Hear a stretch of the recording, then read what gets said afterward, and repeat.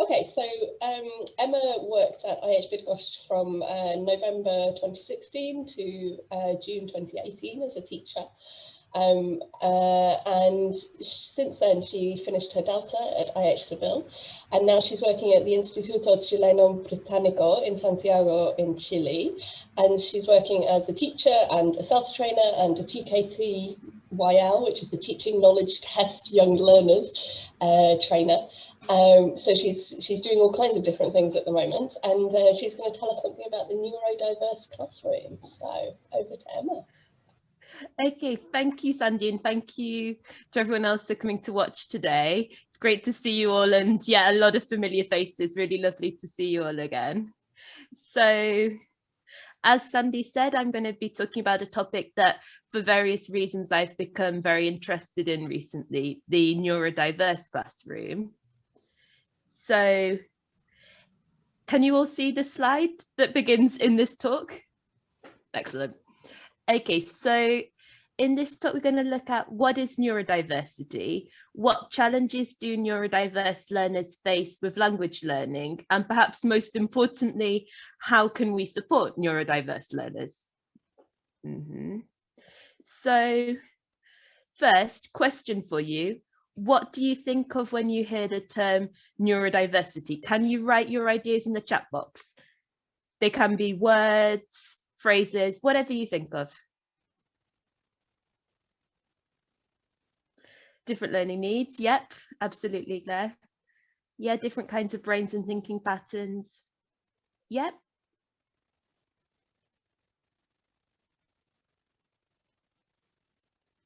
Yep, and you could see Katie there is mentioning some different conditions that are linked to the idea of neurodiversity, different processing speeds.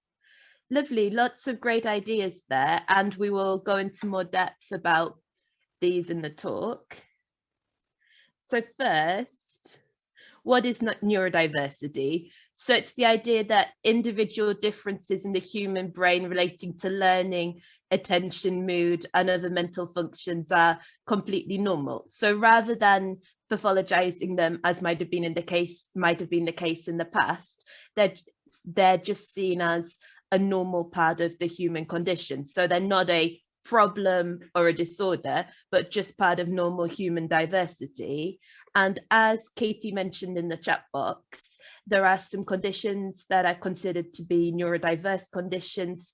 For example, autism, ADHD, dyslexia, dyspraxia, and I never know how to say this, dyscalculia. Yep.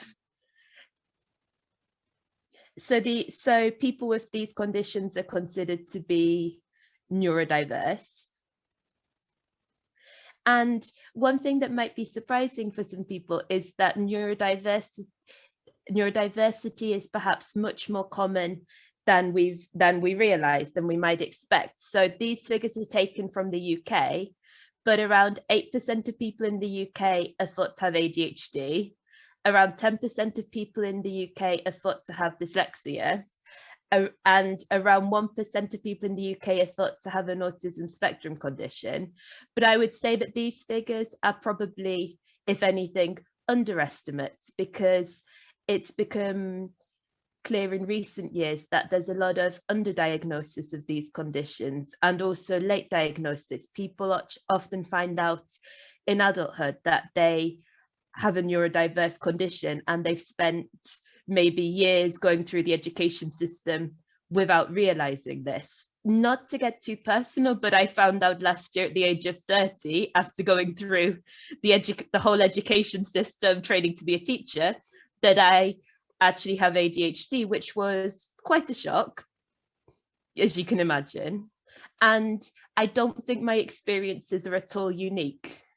What does this mean for us in terms of teaching? If we look at these figures, I think it's probably clear that most of us will have students who are neurodiverse. And perhaps more significantly, many of us will have students who are neurodiverse who do not realize that. And if they don't realize it, obviously, they can't tell us that. We may be aware that students might be struggling with various aspects of various aspects of language learning or the language learning process in the language, or various aspects of language learning, language classes, but they may not be aware as to why we may not be aware as to why.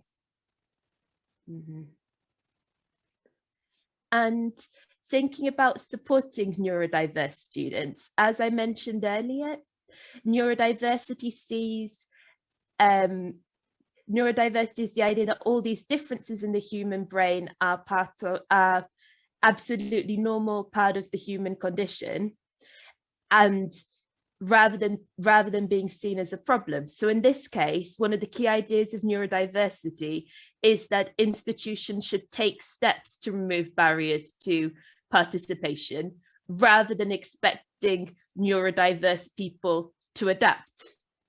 So we as teachers need to be thinking about how we can make our lessons, our classrooms more suitable for neurodiverse people, rather than saying, okay, this is the only way, this is how I can teach. If you don't like it, we're not going to change anything.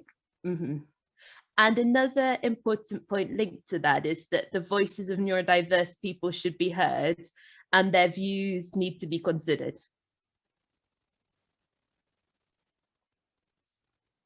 So there are some characteristics that are common to different forms of neurodivergence. So for example, problems with short-term working memory, lack of time awareness and time management, difficulties in maintaining and changing focus, difficulties with focused listening, and also a strong preference for routine and familiar situations. And as I'll look at later on in the talk, these characteristics may cause students some difficulty especially in language learning, because language learning, for instance, does require quite a good working memory, does require a lot of focused listening, for instance. So we're going to look later on in the talk at strategies we can use to support neurodiverse students. There are also some characteristics that are specific to different neurodiverse conditions such as ADHD, autism, and dyslexia. So I want you to take a minute, read this slide and think, can you identify any of these characteristics in any of your students? And if you want, write a message in the chat box.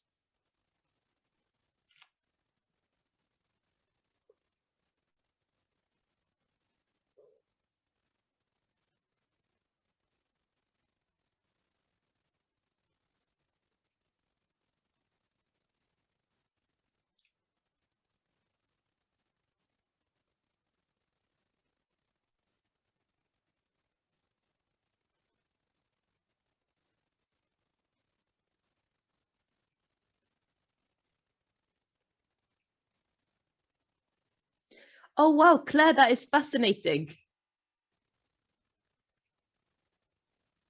These faces and words and letters. I love that idea, but I wonder how they feel about reading and writing in that case. They hate it. I think I would too if I saw faces and words and letters.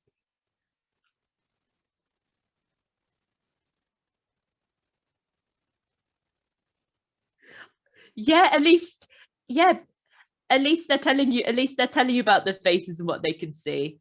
What about anyone else? Can anyone else notice any of these characteristics in students they teach or have taught? Yeah.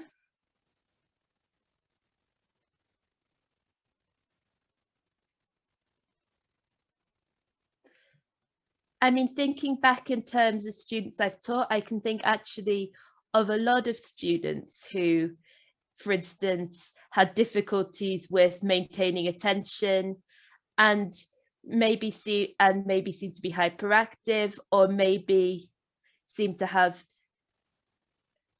unusual ways of processing information. Yeah, as Claire said, yep, hyperactivity, I think that's possibly becoming a bigger issue in terms of the pandemic, with all the time we're spending in front of a computer screen. very difficult for us as adults, possibly even more difficult for children. Yep, and Sandy, you're talking about, yeah, your dyslexic students having difficulties with sound spelling connections and copying working memory. I think that's very typical of dyslexic students.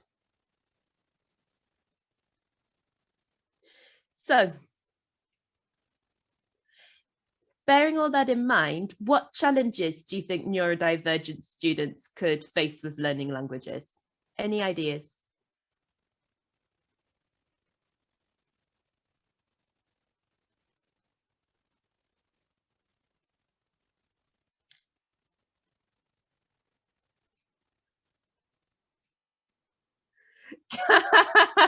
Yes, Sandy, I thought you might say that. Remembering to do homework. Yes, absolutely. I think, yeah, and Lee, as you said, listening for specific information, it can be quite difficult for students with processing issues to focus, because also a lot of you are mentioning listening. A lot of listening tests, a lot of listening texts we give students are complex, and sometimes the tasks we give them are very complex to do whilst they're listening, are even more complex and can provide another layer of challenge. And yet, Katie, you said role plays. Why role plays?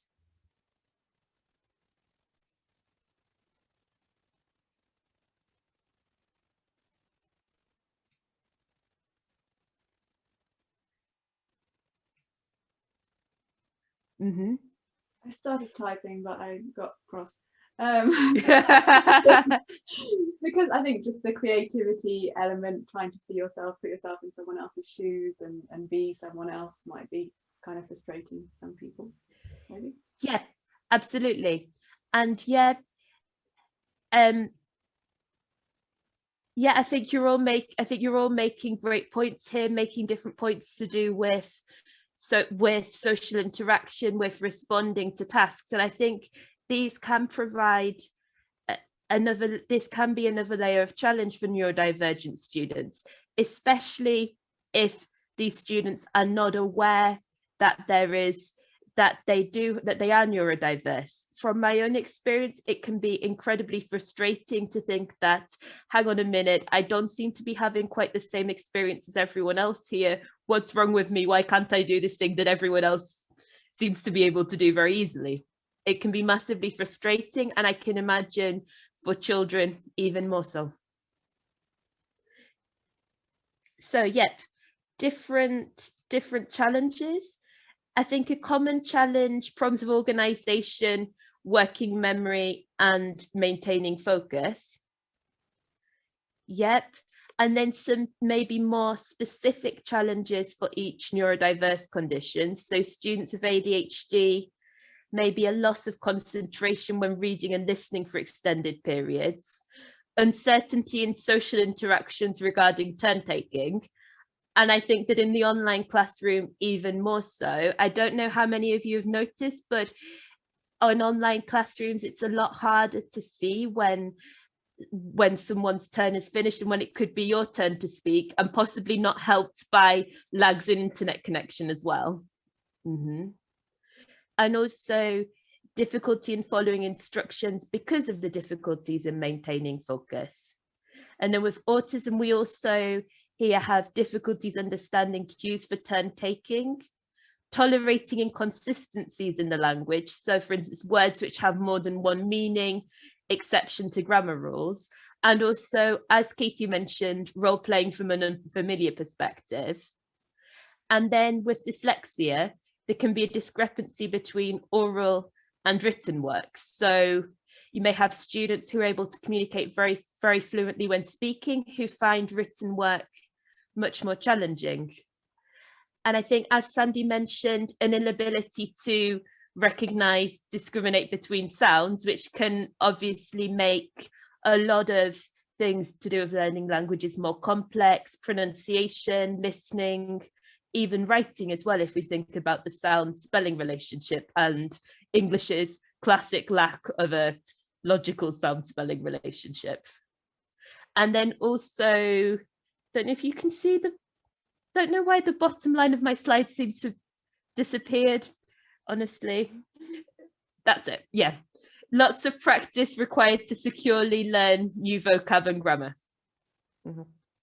So you might be thinking as teachers, okay, we know that there are students who face all of these challenges. What can we do to help them?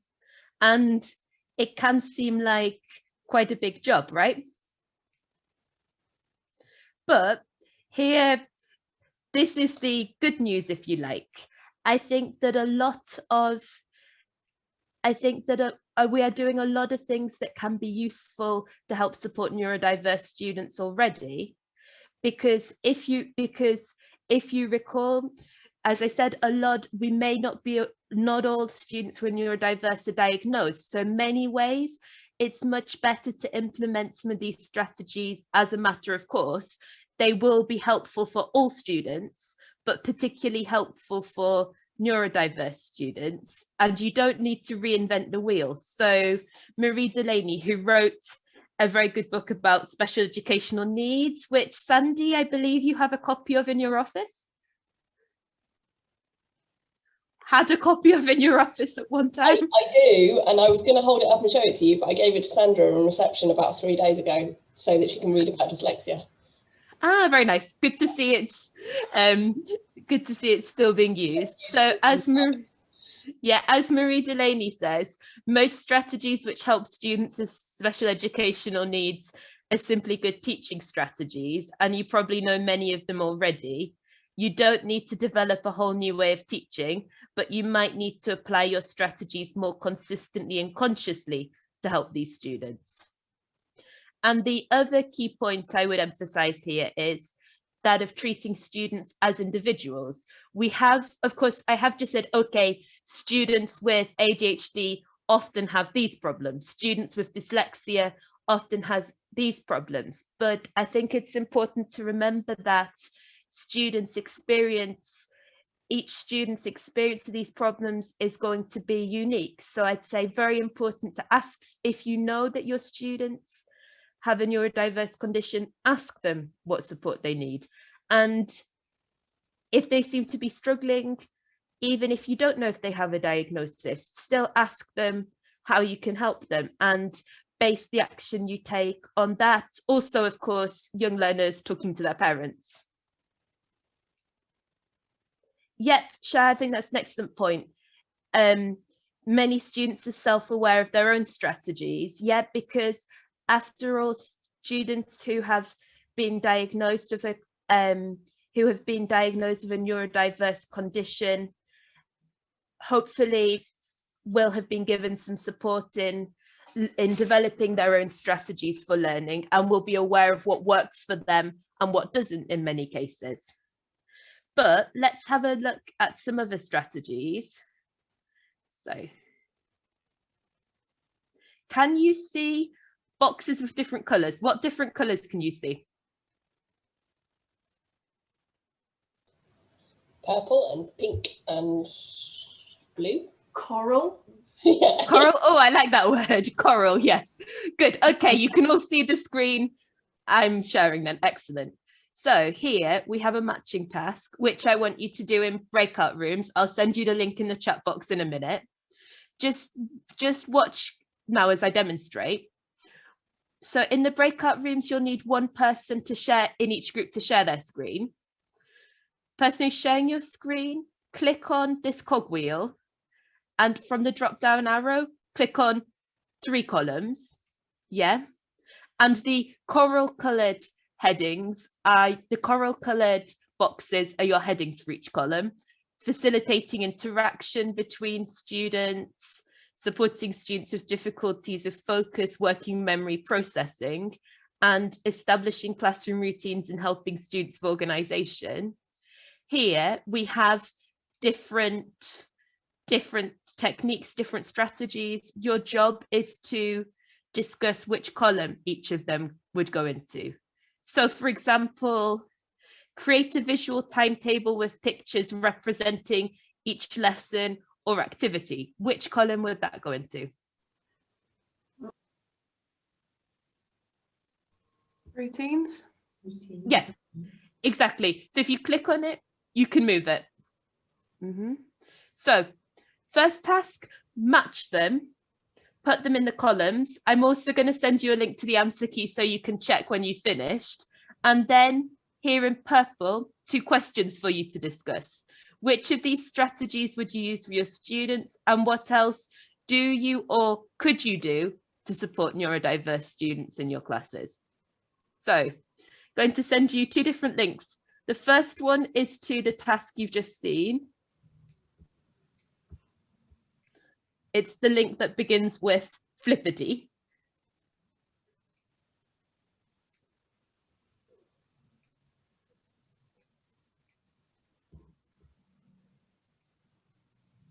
Okay, could you just click on that and give me the thumbs up if you can open it? Just want to make sure there's at least one person in every group who can open it. Great, Chloe, thanks Katie, thanks Claire. Great, Shah. Okay, and I'm also going to send you now a link to the answer key as a Google Doc. I've made some rooms for you as well, Emma. Oh, Sandy, you're excellent. Thank you very much.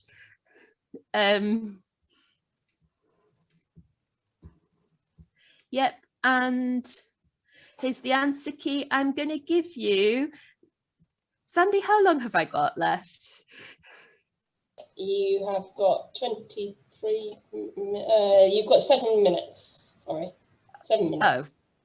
Oh, okay. I'm going to give you, can I have 5 minutes longer? No, because the farewell is just after your talk. Okay, all right, okay, I'll put you all in breakout rooms very quickly. You have 5 minutes to match these and discuss then. 5 minutes, go. Putting you all in. Okay.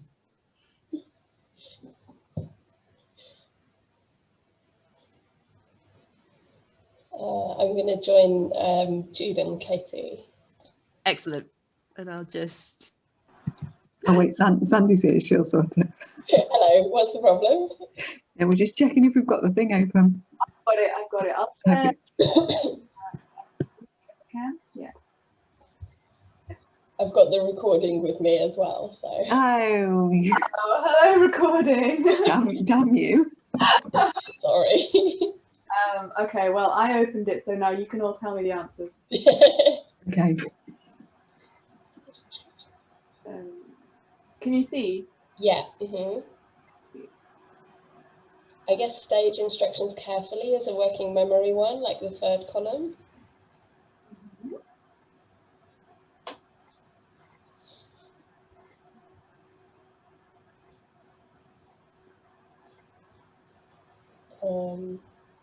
Are we going to use think, pair, share as facilitating interaction? Yeah. Facilitating interaction, yeah. The course book listening one, because that's in the way of other things. I think that's in the working memory one. The course book one? Yeah, that one, yeah. I think that's in that column, yeah.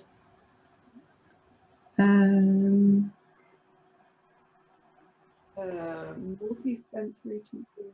But that one that you just moved, the balance between individual and pair and group, that's in the first column, the facilitating interaction, yeah.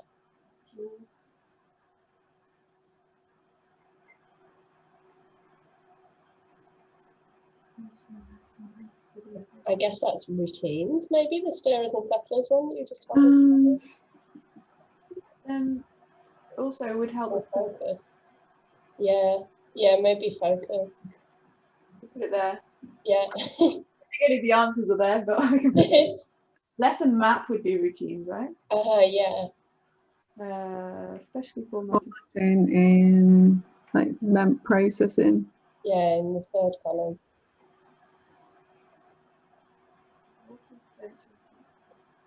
Learner autonomy, I guess, would be the facilitating interaction. Maybe. Visual timetable could go here as well. Timeout, I guess, would be difficulties with focus. Because if they can have a timeout, then they can like refocus.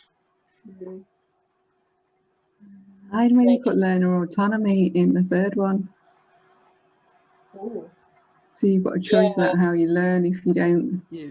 I guess, yeah, because then they can process it in different ways. Yeah, that makes sense. Mm-hmm. And I mean, there is a certain amount of overlap between the categories. I think that. Not in here, there isn't. There's a clear. Encourage students Kidding. with difficulty. That goes in the first column, the interaction one. Oh, this one? Yeah. And text windows, is that just focus? Yeah, I think so. I'd forgotten about that. We did do that in Bydgoszcz sometimes, but I haven't done that since. Yeah. Yeah, I think I learned about that in my first or second year here, so I think I must have shown it to you then. Yeah. I mean, this is my interpretation of where these go. Mm-hmm. There is room for disagreement, but of course, I think, why don't you spend now you've done that, why don't you talk about which strategies of these you think you could use or have used? Katie, could you go back to the minute? Yeah, it's easy. It's a bit clearer to read. I'll just move.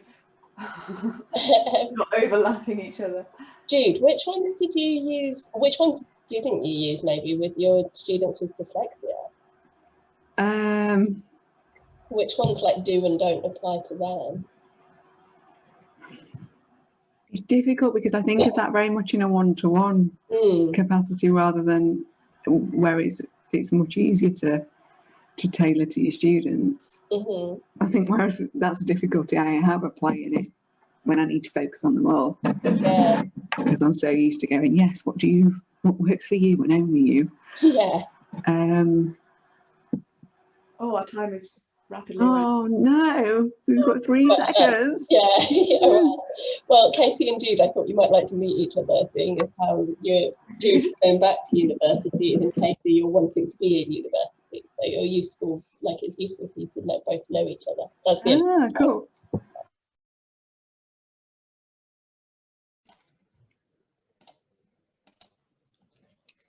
Emma, you're on. Hello again, everyone.